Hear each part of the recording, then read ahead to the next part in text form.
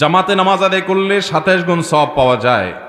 যদি আমি জামাতে নামাজ পড়তে না পারি এবং আমার সাথে জামাত করার জন্য কেউ না থাকে, তাহলে যে ব্যক্তি জামাতে নামাজ আদায় করে ফেলেছেন সে কি আবার আমার সাথে জামাতে নামাজ আদায় করতে পারবে?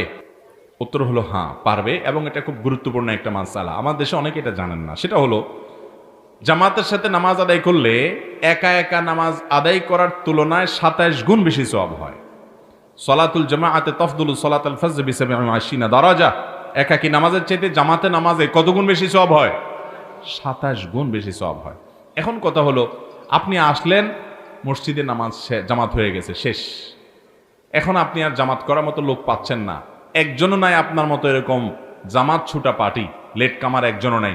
তো আপনি ওই যারা নামাজ পড়ে ফেলছে এদের মধ্যে থেকে একজনকে বলতে পারেন, ভাই আপনি আমার সাথে একটু জামাতে শামিল হন। আপনি ইমামতি করবেন, উনি আপনার সাথে মুক্তাদি হয়ে দাঁড়াবে। ওনার কিন্তু ফরজ নামাজ শেষ, উনি আপনার সাথে জামাতে শুধু দাঁড়াবে যাতে আপনি জামাতটা করতে পারেন। উনি দাঁড়াবে কোন নিয়তে? নফলের নিয়তে। কি নিয়তে? নফলের নিয়তে। ওনারটা নফল হয়ে যাবে, আপনার সাথে দাঁড়াবে। হ্যাঁ, যদি এমন নামাজ হয় যেমন ফজরের পরে কোনো নফল নাই, আসরের পরে নফল নাই, তাহলে ভিন্ন কথা।